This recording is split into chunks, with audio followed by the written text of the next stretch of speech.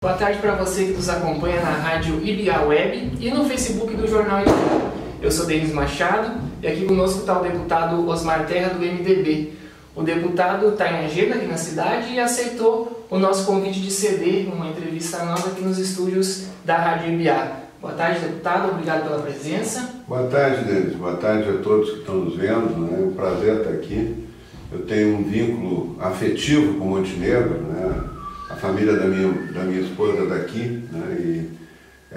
E eu sempre venho com muita frequência, gosto muito de Montenegro, né? Conheço o trabalho do Grupo IBA aqui, que é um trabalho maravilhoso, inclusive de resistência da imprensa, né? Da imprensa de boa qualidade, né? E eu estou inteiramente à disposição para a gente conversar. Vou lhe apresentar, antes, para quem não conhece o deputado, Osmar Terra foi ministro do Desenvolvimento Social no governo Temer, ministro da Cidadania no governo Bolsonaro, é médico, ex-prefeito de Santa Rosa e atuou como secretário de Saúde aqui no estado nos governos Ieda e Rigoto. Isso. A gente não podia deixar de lhe receber aqui, deputado, e não falar da pandemia do coronavírus, né? O senhor desde muito cedo tem criticado medidas de isolamento muito rígidas que alguns estados estão impondo. E eu queria trazer esse olhar para o Rio Grande do Sul, que com exceção de alguns municípios, a gente não teve o lockdown completo, mas um sistema de distanciamento social, um sistema de bandeiras, como o pessoal conhece, de fechamento do comércio não essencial, reduzindo eventos de aglomeração, algo que ia abrandando ou apertando conforme o crescimento de casos e ocupação hospitalar. O senhor, como eu falei, foi secretário da Saúde aqui no estado de 2 governos. O que o senhor acha desse sistema que o governo do estado instituiu e o que faria diferente se fosse o secretário hoje? Bom, o que eu posso dizer é que eu tenho uma experiência também em epidemia, né? No período que eu fui secretário, nós tivemos 3 grandes epidemias aqui no Rio Grande do Sul. Tivemos a primeira epidemia de dengue, que entrou pelo norte do estado. Depois tivemos, que graças a Deus não morreu ninguém, mas foi uma epidemia grande, né? Tivemos a febre amarela, que entrou pela fronteira da região missioneira ali, vindo da Argentina, que causou algumas mortes, infelizmente, né? E tivemos o H1N1, que foi uma pandemia importante que teve aqui no estado, entrou pela fronteira da Argentina também. O Rio Grande do Sul, naquela epidemia, foi o epicentro, né? A epidemia entrou pelo Rio Grande do Sul, né? E com isso foi o estado um dos mais atingidos, né, pela pandemia. E ela foi diminuindo o poder de contágio. Quando chegou em São Paulo, no Rio de Janeiro, não foi mais adiante, né? E eu me lembro que eu acabei tendo que me envolver muito com aquilo e estudei muito. Eu conheço epidemia viral, eu conheço os padrões de epidemia viral, né? E quando eu vi as medidas que estavam sendo tomadas nessa epidemia, eu fiquei muito preocupado, porque isso não tem base científica nenhuma, né? Isso não é baseado na ciência. Fizeram uma projeção matemática lá na Inglaterra, o Imperial College, que calculou que iam morrer 50 milhões de pessoas no mundo. O Brasil eram 3 milhões, depois baixaram para 2, depois ficaram em 1 milhão de mortes aqui no Brasil. Uma coisa assim muito assustadora, assustou os líderes, né? Os líderes começaram... E a saída que eles davam, que o Imperial College dava, era fechar as pessoas em casa por 18 meses. É um sistema chamado supressão, não é nem um lockdown, é supressão. As pessoas ficarem sem sair de casa 18 meses. Isso é um absurdo, isso aí morre todo mundo de fome, né? Se fechar todo mundo em casa 18 meses. Então não há por que fazer esse tipo de ação numa epidemia viral. Esse vírus não é um vírus sobrenatural, ele não vem de uma outra dimensão, ele é um vírus que a gente encontra no dia a dia. Inclusive tem 4 tipos de coronavírus que dão gripe de inverno no Rio Grande do Sul, né? Os coronavírus já tiveram uma epidemia importante na Ásia em 2003, uma epidemia importante no Oriente Médio em 2012, né? A gente sabe mais ou menos o padrão dele, como é que ele se comporta, e as medidas todas que se tomaram foram medidas, além de ser exageradas, totalmente inócuas. Nós estamos com 151 mil mortos no Brasil, 151 mil mortos, em plena quarentena, as pessoas trancadas em casa, dizendo fique em casa, a televisão toda assustando as pessoas, né? E assusta e não informa. Isso é que eu fico mais indignado com o que eu vejo na grande mídia televisiva, é que não há informação, há um apavoramento da população, né? O que deixou a população, além dos danos físicos, né, do isolamento, o isolamento mata mais do que não isolamento, né? Isso tem trabalhos mostrando isso. A Universidade Federal de Pernambuco fez um estudo mostrando quanto maior o isolamento, 38 dias depois é maior o número de mortes. É o tempo que leva para aumentar o contágio e para evoluir até, alguns casos, evoluírem para a morte. O que explica isso? Hein? O que explica isso, deputado, se a pessoa está isolada? A pessoa não está protegida do vírus, esse que é o problema. Essa ideia de que a pessoa ficando fechada em casa ela está protegida do vírus é errada. Isso nunca se fez isso em epidemia nenhuma, né? Se faz isso para as pessoas doentes, as pessoas que estão com o vírus, elas devem ficar em quarentena. Agora, quem não tem o vírus, quem não está doente, pode levar a vida normal, guardar a distância, usar máscara, álcool gel, se proteger. Essa doença ela tem a característica de muitos assintomáticos, né, que acabam passando por Claro. O caminho seria a testagem em massa, então, no seu entendimento? A Coreia fez isso com bastante sucesso, né? A Coreia tem 430 mortes até agora. E a Coreia teve o pico da curva dela no final de fevereiro, né? E até hoje tem 400 e poucos mortos. Eu não estou minimizando a morte, a morte para mim não é um número, né? É uma vida que se perde, é uma tragédia humana. A vida não tem preço para mim, eu sou médico, por isso eu sou médico. Eu escolhi ser médico para salvar a vida, né? Então a vida para mim é uma coisa preciosa.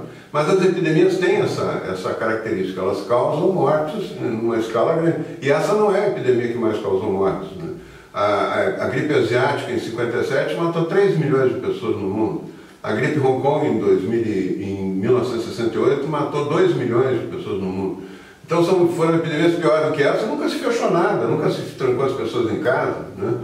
Então fechar as pessoas em casa aumenta o contágio. É muito menos provável tu te contaminar andando no sol, andando numa praça, andando na praia, andando na rua, né? De te contaminar do que ficar fechado, porque o contágio é pelas gotículas de saliva que ficam com o vírus. E essas gotículas de saliva a gente não está enxergando. Eu estou falando aqui contigo que está saindo gotículas de saliva aqui que elas ficam flutuando no ar. Elas ficam horas flutuando no ar dentro do ambiente fechado, em casa, né? Na rua não, na rua o vento dispersa, né? O ar livre dispersa os vírus, eles não ficam flutuando em cima de uma pessoa ou de outra para contaminar.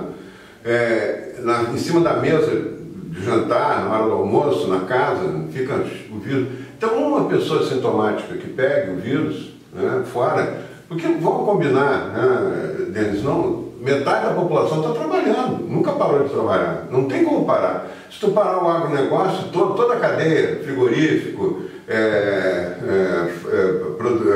supermercado, o caminhoneiro que vai buscar o produto na agricultura, a ração para os animais, tudo isso não parou. Não tem como parar. Se parar, morre de fome. Certo. Não parou o supermercado, não parou loja, não parou frigorífico, não parou máquinas agrícolas, não parou indústria farmacêutica, não parou farmácia, não parou médico, enfermeira, hospital, não parou segurança, não parou serviço de manutenção de energia elétrica, de água. Então, se for ver, metade da população trabalhou. Essas pessoas vão dormir aonde? Em casa. Se ela pega o vírus, e é assintomática, ela contamina todo mundo. Uma pessoa contamina 5, 6 em casa, em menos de uma semana. Se tu for ver aqui em Montenegro, perguntar para o secretário de saúde, Secretaria de Saúde daqui, onde é que as pessoas se contaminaram, tu vai ter uma surpresa. 70% foi em casa, né? Muito raro a pessoa dizer, não, eu me contaminei no trabalho. Pode ser, entendeu? Mas é mais raro. É em casa que a maioria se contaminou sem sair de casa. O maior número de mortes do mundo são idosos em asilos. Mais da metade das mortes do mundo pelo coronavírus são idosos fechados em asilo, que nunca saíram, nunca pegaram um ônibus, nunca foram numa loja, né? Mas um funcionário que chegou lá contaminado, leva o vírus para dentro do... Tu vai fazer o quê? Ninguém mais vai sair do lugar que está? Não pode, né? Vai morrer todo mundo de fome, aquilo que eu falei, né? Então, tu tem que conviver com isso, tu tem que estabelecer uma regra de diminuição de risco de contágio para os sadios e eles trabalharem. As crianças nunca deviam ter deixado de aula. A escola é um lugar protegido hoje. Esse vírus não pega a criança. É um vírus que, quando contamina uma criança, é uma forma muito leve, né? Mas não é o mesmo ambiente, deputado, de como a criança está em casa, pode passar da família e vai colocar as crianças todas fechadas numa sala de aula, não é a mesma lógica? Uma passa para outra e vai levar para casa? As crianças vão ficar um período ali e vão para casa. As crianças, elas não contaminam, elas se contaminam um pouco e não contaminam muito, né? O risco de ser contaminado por um adulto, comparado com uma criança que está com vírus, é muito maior que o adulto. São os adultos que estão contaminando as crianças em casa. 16% das crianças em idade escolar em São Paulo foram contaminadas em casa. 16% sem aula, né? Então, na epidemia do H1N1, nós tivemos nós passamos as férias de julho durante a epidemia, né? E logo depois das férias de julho nós reabrimos as escolas. Não tinha como ver. As crianças estavam se contaminando muito mais fora da sala de aula do que dentro. Se tu organizar a sala de aula com álcool gel, distância, orientação do professor e tal, tu tem muito menos risco ali do que em casa, né? Do que jogando bola na rua, porque tu acha que as crianças vão ficar trancadas em casa olhando para o teto. Elas vão sair para a rua. Imagina uma favela da Rocinha. Tu acha que tem isolamento social? É uma piada isso, até é uma piada de mau gosto, né? Achar que eles estão protegidos ali, 5, 6, 7 pessoas fechadas numa casa de 30 metros quadrados, ninguém fica, né? Ninguém aguenta uma coisa dessa. Então as pessoas se protegendo com máscara e saindo para trabalhar, elas estão muito mais seguras do que ficar trancadas dentro de casa. Foi um erro histórico, um erro colossal, orientar o fechamento do lockdown, né? Tanto é que os países que não fecharam, muitos países resistiram a isso e não fecharam, são os países que têm o melhor resultado. O Japão, que não fechou, tem 1.600 mortes, com 120 milhões de habitantes, né? A Coreia tem 400 mortes, né? Mas testando, localizando quem tem o portador assintomático, isolando, né? Sim, isso é. A Suécia hoje é um país que tem muito menos mortes que a Itália, por milhão de habitantes, que a Itália, que a Inglaterra, que a Espanha, que os Estados Unidos, que o Brasil, né? Sem fechar nada, nunca fechou uma escola, nunca fechou nada, é só orientando, guardando distância, fazendo as coisas básicas que tem que fazer para cuidar de uma epidemia. Também questões culturais, né, deputado? A gente vai comparar a Suécia com o Brasil, às vezes é um pouco injusto, tem questão, famílias são menores, né? O período de férias lá, se não me engano, é de maio a setembro. O pessoal vai... Eu acho assim, ó, se nós vamos comparar sistemas, né, e achar que uns são mais cultos que os outros e que tem mais preparo que os outros, nós não vamos chegar, não podemos estabelecer uma estratégia para enfrentar o vírus, né? O vírus, o que é de concreto é o seguinte: a Suécia agiu como nós agimos aqui em 2009 para enfrentar o H1N1. E o resultado foi muito melhor do que o resultado atual, né? E o da Suécia certamente muito melhor do que o resultado atual que nós temos, né?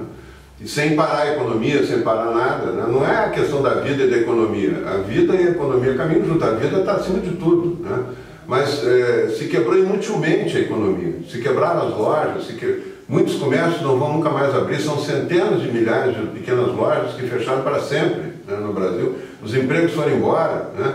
Dobrou o número de miseráveis, dobrou o número de pobres, né, que tem trabalho informal e que perderam tudo, né? Se não fosse essa mesada que o presidente Bolsonaro está dando, de R$600, agora vai para 300, porque não consegue manter os 600, mas se não fosse isso, as pessoas estavam passando fome, elas estavam pobres, sem trabalho, sem renda e passando fome. Então, o dano social, outra consequência trágica dessa quarentena, desse lockdown, é o aumento de mortes por câncer e por problema cardíaco.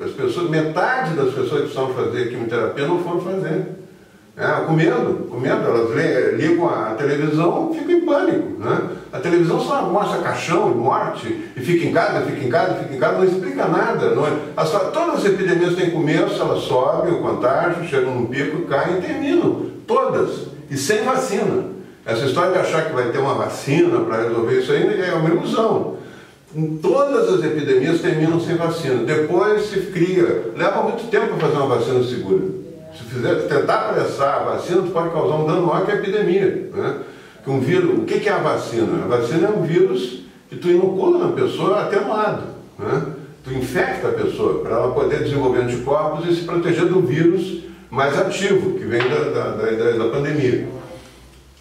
Que grau de atenuação tem que ter esse vírus? Qual é o limite entre ele produzir anticorpos, estar vivo, poder fazer infecção, não poder? Isso tem que testar muito. É muito teste, isso leva tempo, tem que acompanhar. Está aqui o Dr. Kleber aqui, que pode me me corrigir se for necessário, mas os vírus têm um período longo de estudo. Qualquer vacina leva muito tempo, leva mais de um ano. Né? O senhor acha que quando a gente pode ter uma vacina? O ano que vem, meio do ano que vem, olha lá. Até porque é muito difícil ter vacina para coronavírus. Estão prometendo muito, mas ninguém está dizendo isso. Né? Até hoje não conseguiram desenvolver vacina para corona. Se faz vacina para influenza, que é outro tipo de vírus. Né? As vacinas de influenza, sim, mas um ano, no mínimo um ano de teste. Né?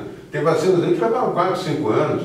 Nós fizemos um sistema de vacinação. Por que não se faz vacina no país todo para febre amarela, se volta e meia tem epidemia de febre amarela no Brasil? Sabe por quê? Porque morre gente da vacina. Né?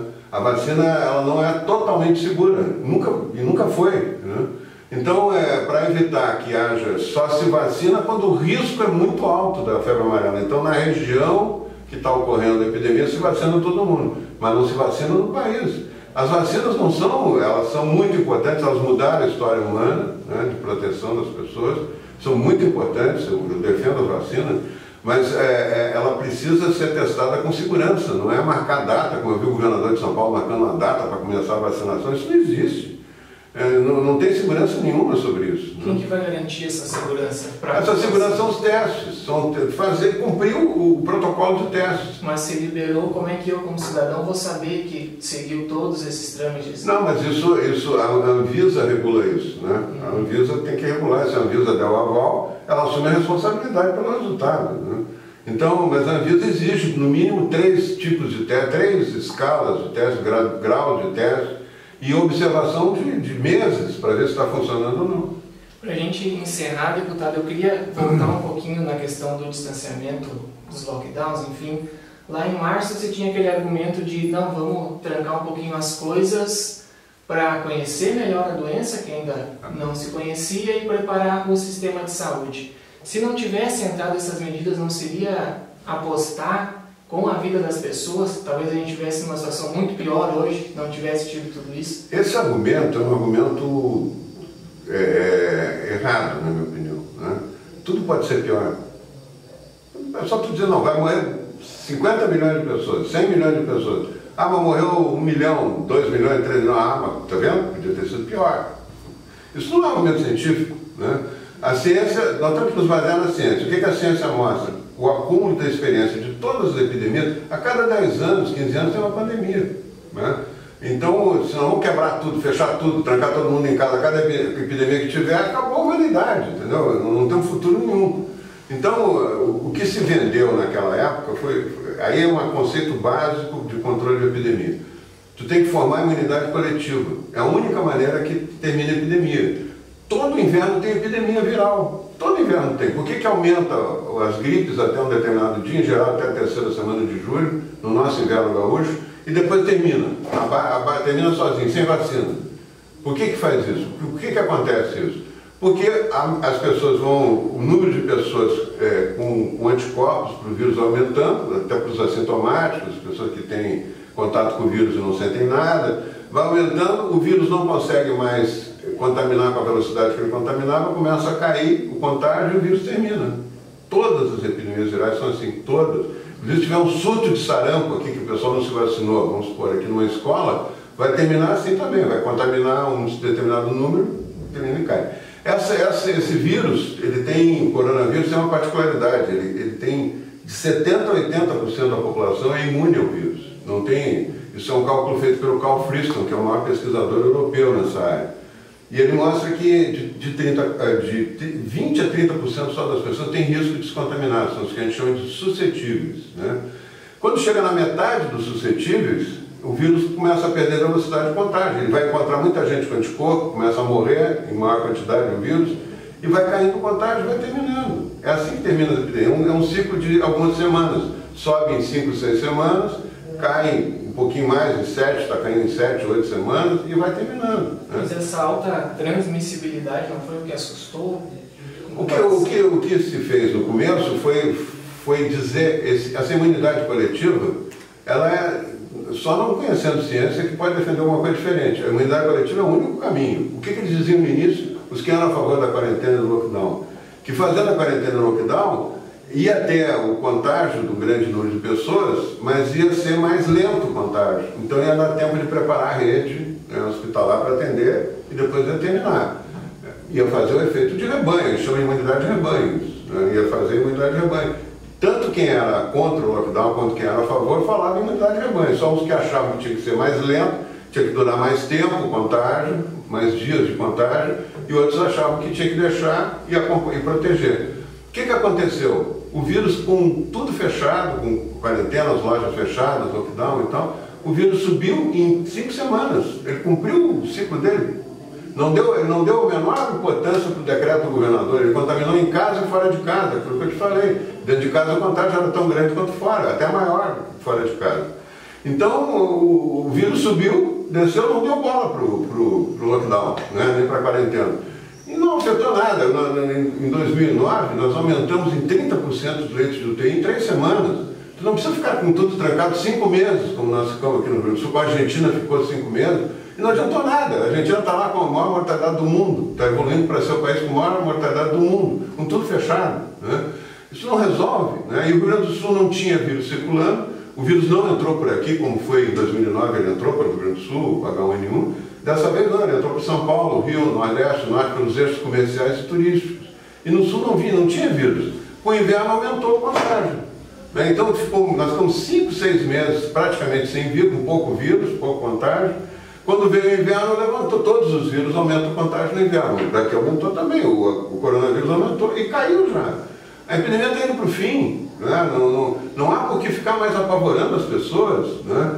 Tem que explicar isso para as pessoas. Olha, tem gente que vai se contaminar, é assim, né? Vamos proteger o grupo de risco, né? Na Suécia, você estava falando que a Suécia tem cultura diferente. Na Suécia, 70% das mortes foram idosos em asilos. Idosos em asilos, eles reconhecem esse erro.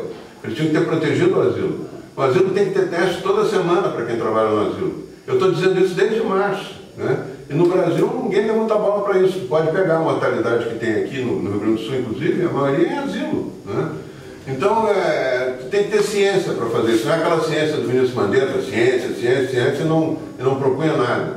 A ciência é isso, é organizar a proteção coletiva. A imunidade coletiva é quem acaba com a epidemia. Todas as epidemias virais na história humana foram assim, né? A vacina é para o outro ano, não é para esse ano, né? E a atividade, as crianças nunca deviam ter parado de aula, né? Os pais estão muito assustados, esse é que é o problema. A televisão assustou demais as pessoas, né? E não explicou nada. Se os pais soubessem que o filho dele praticamente não tem risco, o risco dele ter uma influenza, que é uma gripe do ano passado, é muito maior do que ter o coronavírus, né? As crianças já tinham voltado para a aula há muito tempo, né? Mas como é no eleitoral, os prefeitos estão tudo com medo de enfrentar a opinião pública, né, que está assustada. Então eu estou achando que as aulas só vão voltar depois de terminar essas eleições. Infelizmente, é uma perda, é uma amputação intelectual para essas crianças, uma perda cognitiva que dificilmente vai ser recuperada depois, né? E os países que não fecharam nada, que testaram, estão dando uma lição para o mundo de como se deve enfrentar uma epidemia. E nós estamos do lado errado por causa dos governadores. O presidente foi contra a quarentena e o lockdown, mas não pôde agir porque o Supremo Tribunal amarrou as mãos do presidente, disse que ele não podia interferir. Então, nós estamos aqui vítimas dos governadores com uma política errada. Essa das bandeiras, então, é pior ainda, porque isso não tem lógica nenhuma científica. Bandeirinha para cá, bandeirinha para... Me aponta uma pessoa, uma única pessoa em Montenegro que pegou o vírus numa loja. Não existe. É impossível, não tem, né? Então, as pessoas pegaram em casa ou pegaram em grandes grupos, frigorífico, um lugar que tem contágio maior. Tem alguns lugares que o contágio, que as pessoas ficam juntas, com uma temperatura mais fria. Então, essas pessoas têm que ser testadas. Os frigoríficos têm que ser testados. Testar todo mundo, testar as pessoas que estão mais em contato umas com as outras. E é isso que resolve, é isso que previne a doença, não é trancar em casa. Certo. Deputado, a gente vai ficando por aqui. Nosso tempo é curtinho hoje, infelizmente. Mas eu te agradeço, em nome do Jornal Ibiá, pela presença e por aceitar o convite. Eu agradeço. Eu sempre fui muito bem recebido aqui no Ibiá, né? Eu sempre tive uma sintonia muito boa aqui com o jornal, então eu agradeço essa oportunidade de estar aqui falando sobre esse assunto, que é um assunto que eu acho que... eu só lamento, né, para terminar, eu quero dizer isso, eu só lamento que nesse período todo, doutor Cláudio, né, as lideranças políticas, o o que tinham alguma crítica a fazer ficaram com medo de fazer. Né? Esse é que é o problema. Nós ficamos com uma omissão. Não é a pior coisa que tem. Não tem coisa mais grave, social, econômica e política, do que está acontecendo com essa epidemia. Não existe. E tu vê pouquíssimas pessoas se manifestando. Até quem tem opinião diferente da minha, devia se manifestar. Quem não vê qual é o líder político que está falando. É só o governador que fala, e o prefeito. Né? E o prefeito às vezes tem medo de falar. Né? Então é isso. Então tá, pessoal, a gente vai ficando por aqui. A gente agradece a você que nos acompanhou e siga com a gente. Até mais.